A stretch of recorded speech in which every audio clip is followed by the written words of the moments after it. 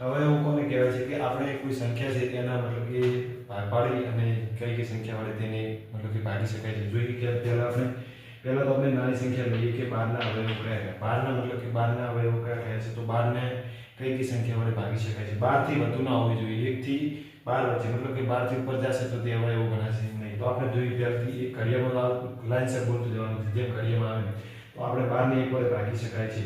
હવે પછી બીજું જોઈએ 12 ને 2 વડે ભાગી શકાય. તો કે હા 12 ને પણ 2 વડે ભાગી શકાય છે. 12 ને 3 વડે ભાગી શકાય. 3 ચોક 12. 12 ને પણ 3 વડે ભાગી શકાય છે. 12 ને 4 વડે ભાગી શકાય. 4 તરી 12 થઈ. 6 વડે પણ 5 વડે ના ભાગી શકાય. 5 દૂ 10 થાય છે અને 5 તરી 15 થાય છે. 6 વડે તો 6 વડે પણ ભાગી શકાય છે. 7 વડે ના ભગાય કારણ કે 7 દૂ 14 7 તરી વધી જાય છે. 8 વડે 8 દૂ 16 8 તરી 24 9 વડે પણ ના ભાગી શકાય. 10 વડે પણ ના ભાગી શકાય અને 12 વડે ભાગી શકાય છે. તો આ થઈ ગયા આપણા 12 ના અવયવ. આવી રીતે એક આપણે સંખ્યાના જોઈએ જેમ કે હોલના અવયવો.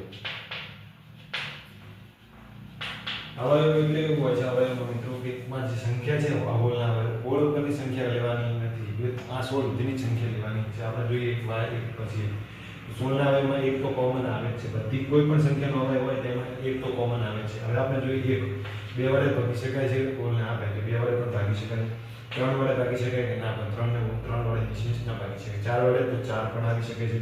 5 વડે ના ભાગી શકાય. 6 વડે પણ ના ભાગી શકાય. 7 વડે પણ ના ભાગી શકાય. 8 વડે ભાગી શકાય છે. પછી 8 પછી 9 10 11 12 13 14 15 અને 16. 15 વડે પણ ના ભાગી શકાય. એટલે આપણે 16. તો આપણા થઈ ગયા 12 ના અવયવો 1 2 3 4 16 12 અને 16 ના અવયવો 1 2 4 અને 8 ને 16 થઈ ગયા. આપણે કેટલાક એક્ઝામ્પલ જોઈએ કે બીજા અવયવ સંખ્યા કેવી રીતે કરી શકાય છે. જેમ કે પછી ઓના અવયવની ટ્રીક પણ આવે. જેમ કે હવે 24 ના આપણે લઈ જોઈએ. 24 ના અવયવમાં આપણે કોઈ એક તો કોમન લેવાનું છે બધામાં.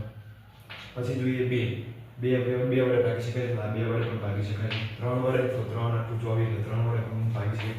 અવયવ એટલે ટૂંકમાં કે આ સંખ્યા છે અને કઈ સંખ્યા વડે મતલબ ભાગી શકાય અને ઘડિયામાં આવતી હોય તે સંખ્યા. 4 વડે તો 4 વડે 6 ચોક 24 વડે ભાગે છે. 5 વડે અને 5 વડે નહીં ભાગે. 5 દૂ 24 થશે. 12 વડે 25 થશે.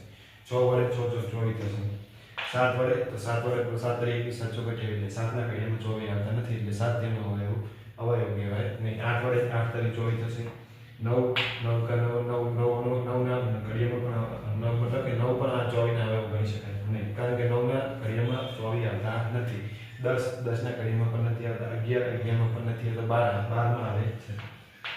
અને પછી 12 પછી 13 14 15 16 17 18 19 20 21 22 23 અને 24 આ એકમાં આવતા નથી. 12 થી મતલબ 12 થી 23 સુધીમાં એકમાં 12 પછી 13 થી 23 સુધીમાં એકમાં આવતા નથી. લાસ્ટમાં 24 માં આવે.